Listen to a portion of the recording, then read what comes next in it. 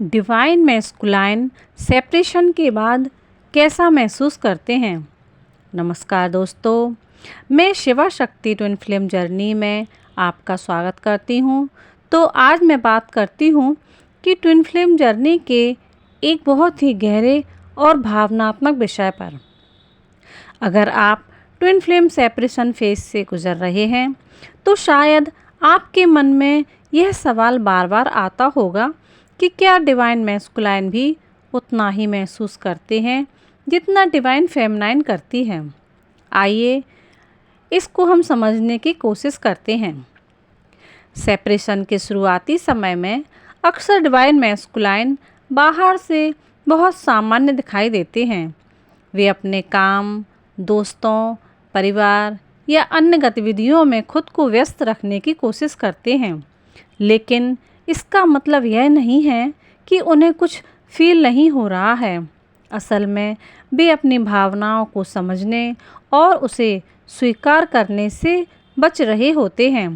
उनके अंदर एक खालीपन होता है जिसे वे शब्दों में व्यक्त नहीं कर पाते हैं।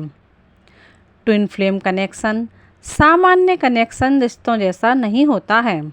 सेपरेशन के बाद डिवाइन मैस्कुलाइन को अचानक ऐसा महसूस होने लगता है कि उनकी ज़िंदगी से कुछ चीज़ चली गई है। उन्हें बिना कारण उदासी, बेचैनी और असंतोष महसूस हो रहा होता है। कई बार उन्हें समझ भी नहीं आता है कि आखिर ऐसा क्यों हो रहा है। जितना वे उसे भूलने की कोशिश करते हैं, उतना ही ट्विन फ्लेम की याद उनके मन में आने लगती है। पुरानी बातें, मुलाकातें, बातचीत और छोटे छोटे पल बार बार उन्हें याद आते हैं।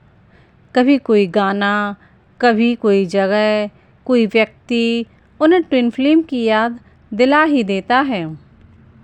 सेपरेशन डिवाइन मैस्कुलाइन के लिए एक स्पिरिचुअल अवेकनिंग का कारण बन जाता है। जो व्यक्ति पहले भावनाओं से दूर भागता था, वह धीरे धीरे अपने अंदर झांकना शुरू कर देता है। उसे अपनी गलतियां दिखाई देने लगती हैं। वह समझने लगता है कि उसने किन डर, असुरक्षाओं और अहंकार के कारण इस रिश्ते से दूरी बनाई थी। कई डिवाइन मैस्कुलाइन बाहर से मजबूत दिखते हैं, लेकिन अंदर से बहुत अकेले महसूस करते हैं। उन्हें लगता है कि कोई भी व्यक्ति उन्हें वैसे नहीं समझ सकता जैसा उनकी डिवाइन फेमिनाइन समझती थी। यही एहसास उन्हें अंदर से बदलना शुरू कर देता है। बहुत से ट्विन फ्लेम अनुभवों में सेपरेशन के दौरान डिवाइन मैस्कुलाइन को बार बार सपने आते हैं। उन्हें ट्विन फ्लेम की एनर्जी महसूस होती है। कभी अचानक उनकी याद आना, बिना कारण भावुक होना या किसी खास समय पर उनकी उपस्थिति महसूस करना भी इसी प्रक्रिया का हिस्सा माना जाता है।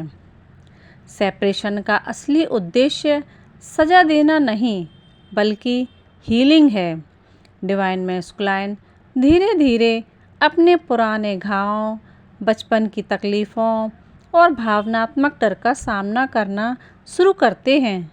यह प्रक्रिया आसान नहीं होती है, लेकिन यही उनके स्पिरिचुअल ग्रोथ का मार्ग बनती है। जब इनर ग्रोथ शुरू हो जाती है, तो डिवाइन मैस्कुलाइन के अंदर ट्विन फ्लेम से दोबारा मिलने की, उससे जुड़ने की इच्छा पैदा हो सकती है। वे सोचने लगते हैं कि क्या उन्होंने सही फैसला लिया था। उन्हें एहसास होने लगता है कि यह संबंध सामान्य नहीं था, लेकिन रीयूनियन तभी संभव होता है जब दोनों व्यक्ति अपने अंदर पर्याप्त हीलिंग और ग्रोथ कर चुके होते हैं। दोस्तों, हर व्यक्ति का अनुभव अलग होता है। ट्विन फ्लेम जर्नी कोई निश्चित नियमों वाली प्रक्रिया नहीं है, इसीलिए किसी एक का अनुभव सभी पर लागू नहीं किया जा सकता है। सबसे ज़रूरी बात यह है कि सेपरेशन के दौरान अपना ध्यान स्वयं की ग्रोथ, हीलिंग और स्पिरिचुअल डेवलपमेंट पर केंद्रित होना है। तो दोस्तों, डिवाइन मैस्कुलाइन सेपरेशन के बाद अक्सर गहरी भावनाएं, खामोशी, खालीपन, यादें, स्पिरिचुअल अवेकनिंग और हीलिंग की प्रक्रिया से गुजरते हैं। भले ही वे अपनी भावनाएं खुलकर व्यक्त ना करें, लेकिन अंदर ही अंदर यह यात्रा उनके लिए भी उतनी ही परिवर्तनकारी हो सकती है। याद रखिए, ट्विन फ्लेम जर्नी का उद्देश्य केवल रीयूनियन नहीं, बल्कि आध्यात्मिक विकास और आत्म प्रेम सीखना है।